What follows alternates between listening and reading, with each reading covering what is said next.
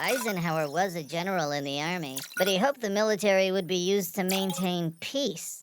Peace? But I thought the military was used to fight bad guys. There are some wars where there is a clear evil that needs to be defeated, like when we joined World War II and used our strong military action to stop Hitler and the Nazis. But the only purpose of a military should be to keep peace and defend our country against outside invaders. I wish we had peace in our school lunchroom. There's a food fight pretty much every day. Kids make booby traps out of bologna, slingshots from spaghetti. I remember when we ate naked instead of using it as bandages. Those were the days. This eyebrow is roast beef. I've been burned at lunch by molten nacho cheese one too many times. And for what? Ugh.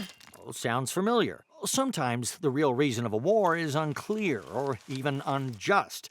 Let me ask you this. Is someone making money off this school food fight? Money?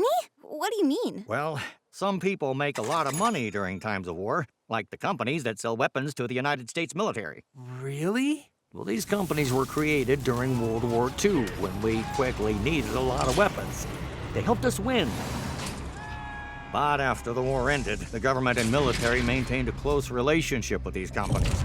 I called that powerful union the military-industrial complex. Eisenhower warned the American people of how dangerous the military-industrial complex would be if they gained too much power and influence. I was just going to say that. Sounds less braggy coming from me. Fair enough. I was concerned about the military-industrial complex because the opportunity for these companies to profit from war means they are incentivized to push politicians into fighting more of them. The more wars there are, the more weapons they get to sell, and the more money they make.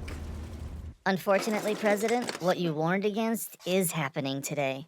I hate that I was so right, and I usually love being right. Some people want war to happen because it helps them make more money? Whoa.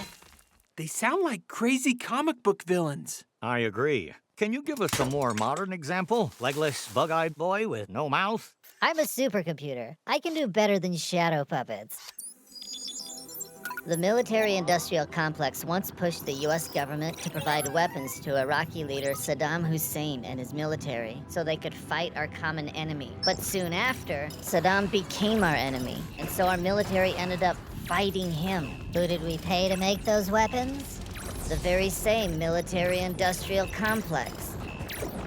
They made money by providing weapons to both sides. That's double dipping. Since World War II, the United States has almost constantly been involved in military conflict, spending trillions and trillions of dollars. Wait. Where does the money for these wars come from? Well, some comes from taxpayers, and a lot more comes from the Federal Reserve, which prints up the rest of the money the government needs to keep fighting these wars. We learned that printing money causes inflation.